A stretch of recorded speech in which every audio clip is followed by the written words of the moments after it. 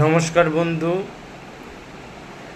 তো finally India champion হয়েছে south আফ্রিকাকে হারিয়ে 7 রানে।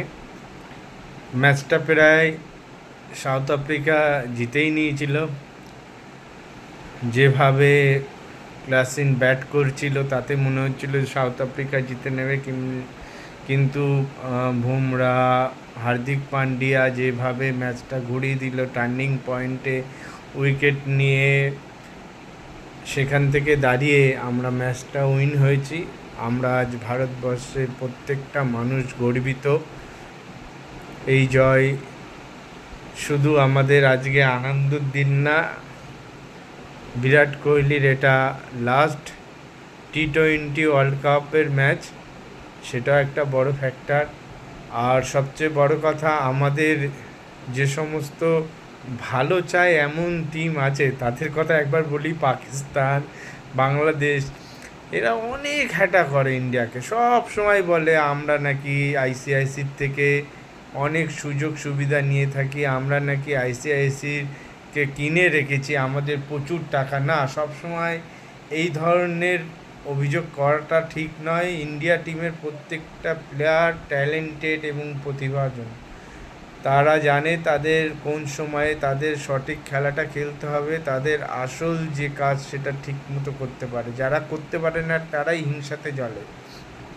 তাই জন্য এই কথাগুলো বলে থাকে যে আমরা কলা গাছের খেলা দেখব কিন্তু ইন্ডিয়ার খেলা দেখব না। তো আজকে দেখিয়ে দিল ইন্ডিয়া যে তারা বিশ্ব চ্যাম্পিয়ন, এবং বিশ্ব চ্যাম্পিয়নের মতোই খেলে এসেছে, একটা ম্যাচ হারেনি।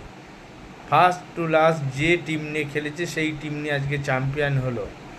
তা পরের নামে যদি উল্টো পাল্টা বলে, তাদের দেশ তো ভালো খেলতেই পারবেই না, এবং সব সময় তাদের ক্ষতি ছাড়া ভালো হবে না।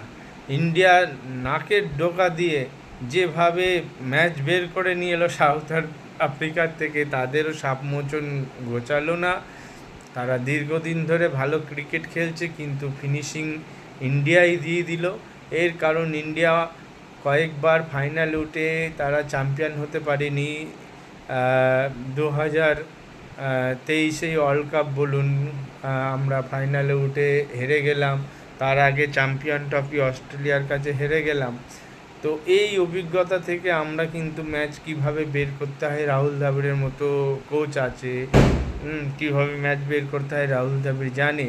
তাছাড়া সৌরভ গাঙ্গুলির আমল থেকে রাহুল দ্রাবিড় খেলে এসেছে, অনেকগুলো ফাইনাল খেলেছে, এবং সেই হার থেকে শিক্ষা নিয়ে কিন্তু আজকে আমাদের ম্যাচ উইন হলো। আর বাকি রইল ইন্ডিয়া টিমের প্রত্যেকটা প্লেয়ারকে আন্তরিক ভালোবাসা জানাই, যারা আগামী দিনে আমাদের আরও ভালো ভালো ম্যাচ উইনের খেলা খেলবে এবং ভারতকে গর্বিত করবে।